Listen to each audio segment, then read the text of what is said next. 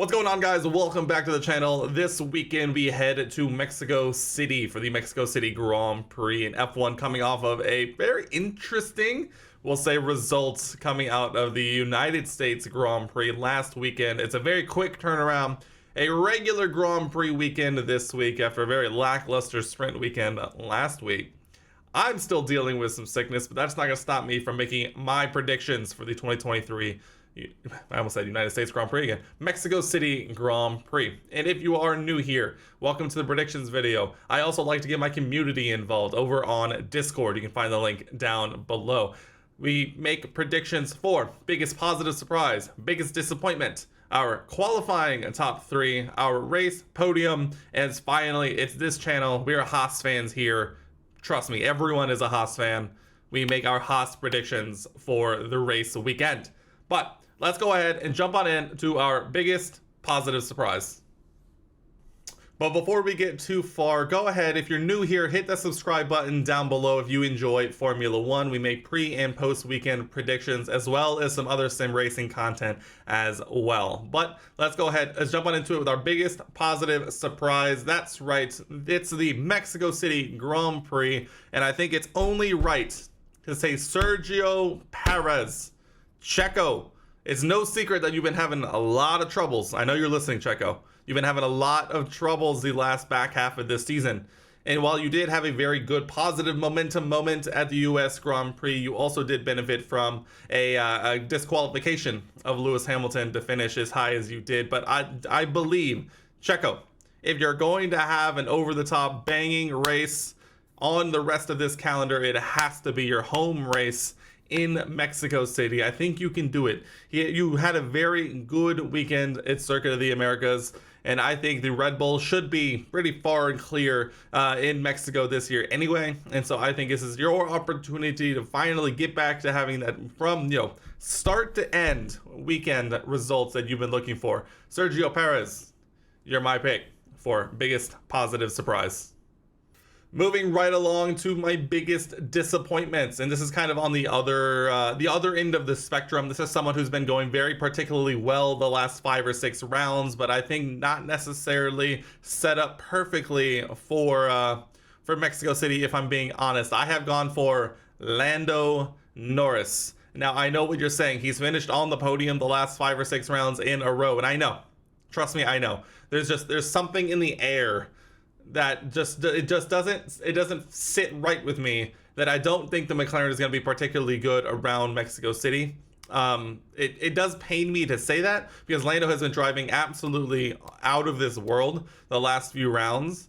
But there's just something about Mexico City and this track that, while it does have 1 or 2 very long straights, it really is a lot more slow speed than high speed. And that McLaren has really benefited from medium, upper medium to high speed corners. And so I don't know. They obviously could prove me wrong, but there's just something about that McLaren and this track and the way that Lando's been driving. It just feels like it's all setting up for a bit of a fall. Not, falling off a cliff, but just enough to say that, he might just have an off weekend, and that just might feel the worst of all. But I'm sorry, Lando, you're my pick for biggest disappointment. All right, moving things right along, we are making our predictions for our qualifying top 3. Let's go ahead. We'll start with P3 in qualifying, a name that I can't remember the last time he qualified in the top 3. That's right, a name we've already heard before, Sergio Perez. I think the Red Bull is going to be very good around Mexico, and I think Checo is going to want to come out and prove that he can perform, in that Red Bull, especially as I'm pretty certain he'll come back in that Red Bull next year. But if he has a bit of a struggle like he had in the back half of this year, or back 2/3 of this year, I don't know how much longer he's really going to be in that seat. So I think he's going to come out pretty focused and put in a good results around Mexico. In B2, Lewis Hamilton. I think Lewis is going to come in and perform very, very well at a track that Mercedes seems to perform better at. We saw last year that Mercedes probably could have won the race last year if they hadn't just missed the strategy calls in that one, which is a problem we've seen from them more as of late. I think the Mercedes has definitely taken a step forwards, and kind of in the opposite end of the spectrum, where the McLaren doesn't necessarily enjoy slow speed corners. The Merc really enjoys slow speed corners. And when you add in the high altitude of Mexico City, and the less drag penalties for a W14 that still isn't the fastest in a straight line. I think it sets up pretty well for a Lewis Hamilton result here around Mexico. And that only leaves pole position. Pole position around Mexico City, and it's no surprise, Max Verstappen, after a qualifying snafu around Circuit of the Americas, where he still would have taken pole had he not had a track time deleted. Max, I think, is just driving on a different level right now in a circuit that the Red Bull should be suited very, very nicely. I think it's Max's pole to lose, and if he doesn't end up taking it from a mistake again, we might have to start making some different predictions. But it's so hard to look at that RB19 and not say it's going to put it on pole every single time out. So Max, you are my pick for pole position. And here we go. What it all comes down to, the final results, the podium predictions. And now we've learned that podium predictions might be different than race results, because last weekend we saw Lewis Hamilton go through the podium. And so technically, I did also predict him on the podium last week. I could have given myself that point should I so choose. But nonetheless, we're going to go with what ends up being the race result, obviously. Just like calling it the podium prediction because it's alliterative and it makes sense. We're going to go ahead and start with P3. This is going to sound a little familiar. Sergio Perez. And so, I do admit that I do think Sergio is going to have a better weekend than normal.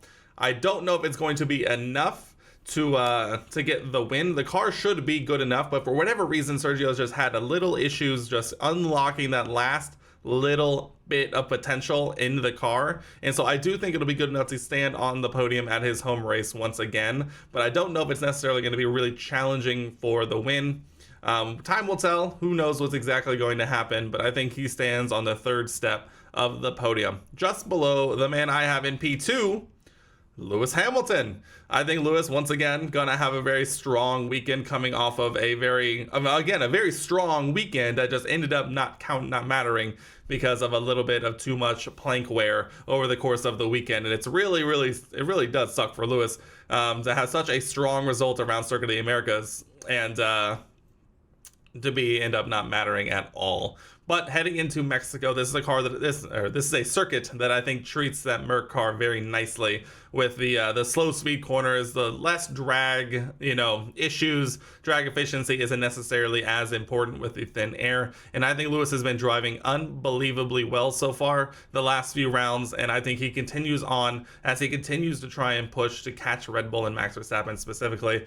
We'll see if Mercedes can kind of get over themselves and the issues that they have admitted over the course of this week that they have. That's not something you're going to be able to change overnight, but we'll see if Lewis can make up the difference in the meantime. And then finally, the race winner, no surprises here, Max Verstappen. I think this is just going to be a case of Max starting first, finishing first. There's really, I don't think, going to be that much more to be had. He's been driving very, very well. And I don't think this weekend's going to be any different. It really is just going to be I think the only chance we really have of having, a non-Max Verstappen win is a potential turn 1, lap 1 incident. Obviously, it's a very long straight down towards turn 1, but really starting on pole isn't necessarily where you really realistically want to be, because you're going to be giving that slipstream all the way down the straight towards turn 1, and which very rarely does 2 or 3 go into 1 very nicely. So if he gets out of that unscathed and near the front, I think that's pretty much done and dusted for us, and we'll see another Dutch national anthem as the outro to the F1 weekend before they move on to the next one. But it is what it is. I mean, at this point, it really is just, it's inevitability at this point. So Max, congratulations. I have you winning the Mexico City Grand Prix. And then now we move on to our final prediction, the Haas prediction for the race weekend. And I think this is going to be a very tough weekend for Haas. This is definitely not a circuit that is going to treat them very nicely. Their car's definitely struggling. I'm interested to see what their recent upgrades that they brought to the US Grand Prix can do for them in the long run. Obviously, they weren't able to fully unlock the potential of that car over the last weekend, but we did see a P11 finish for Nico Hülkenberg when it was all said and done. So at the same time, maybe it's just going to take them, an instance or two longer to really unlock the true potential of those upgrades. So hopefully they'll take another step forward here this weekend. My 2 predictions that I have for Haas is I have 1 car into Q2. It seems like one Kevin or Nico Just really seems to put it together on qualifying to get into Q2, and they've been pretty consistent with that here recently. It's actually been Kevin more so Nico the last few rounds, but I think Nico might be here for a good qualifying result around Mexico. I'm definitely here for it, but I think one car into Q2 sounds about right, and I'm actually predicting a top 14 finish. Not necessarily points, but I think another top 14 finish would be a very, very positive result for Haas as they continue to move up and try and continue to develop the car, learn from these upgrades, and try and set themselves up for the future in 2024. But nonetheless, that wraps up our predictions. We have 10 total predictions that we have made here. We'll see how many I get right after the race weekend is over. But let's go ahead. Let's move on now to our chat and community predictions.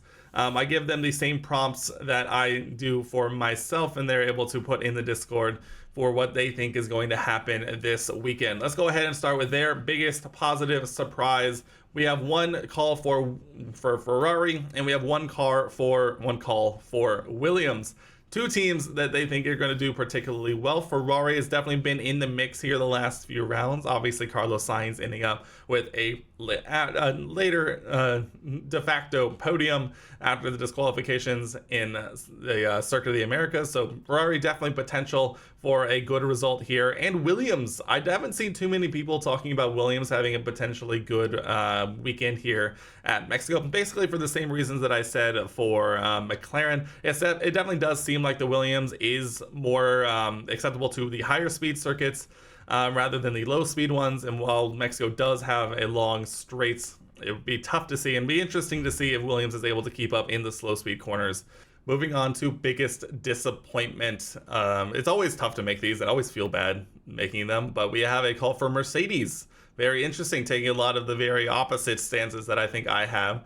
Mercedes has been doing particularly well, specifically on Lewis's side of the garage. George has struggled a little bit more to find the same pace that Lewis has in the car. But it'll be interesting to see if that continues. But they do think that apparently Merc might not have as good a weekend as some people are calling them to be.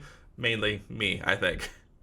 And then we have another call for biggest disappointment of Sergio Perez. I think this one is a pretty obvious one to potentially pick, just because he really has been struggling the back half of this year to get to grips with the car and kind of how to get the most out of it. And going to his home race, I'm sure he's going to be excited, and the fans are going to be excited to see him put in a good performance. And it'd be very, very easy to let one mistake go a little too far, and it really does not work out well for him. Hopefully it doesn't happen, but there you go. A choice of Sergio Perez for biggest disappointment. Moving on to their qualifying results predictions, and we actually, for the first time, I think maybe this entire season, have a quorum.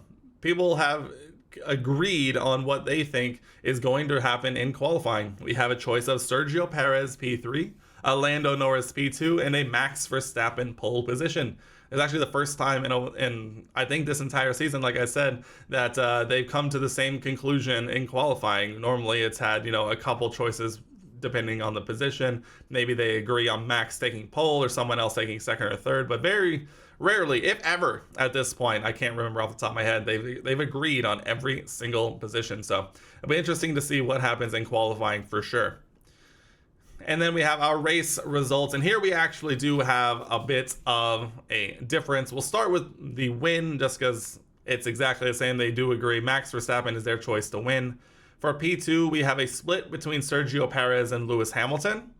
And for P3, we have a split decision between Lando Norris, and Carlos Sainz taking P3 on the podium. Sainz coming out of nowhere there. I think it'll definitely be interesting to see. And Carlos has been driving very, very well the back half of this year.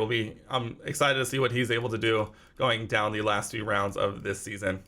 And then finally, we have their Haas predictions for the race weekend. It's pretty, let's say, not going to be a good weekend for Haas, according to my community. And honestly, I'm not expecting too much at the same time. We have one prediction for a double Q1 knockout and 2 bottom 6 finishes, basically finishing outside the top 14. And another prediction that and I literally mean this, just red washed. So a little mean, a little rough around the edges for my community when it comes to the Haas predictions this weekend, but nonetheless, I can't blame them too much. The Haas has not been the most productive car when it comes to on track and race performance, so it is what it is. But guys, there it is, my predictions and our predictions for the 2023 Mexico City Grand Prix this weekend. What do you think is going to happen? Let me know your predictions down below. And as always, if you are not subscribed, go ahead, hit that red subscribe button, turn on notifications so you don't miss a single upload. I'll do it for me here in this one. We'll be back again after the weekend is over to talk about what happened, do our weekend winners and losers, and go over these predictions we just made. But for now, that'll do it for me here, and I'll see you in the next one.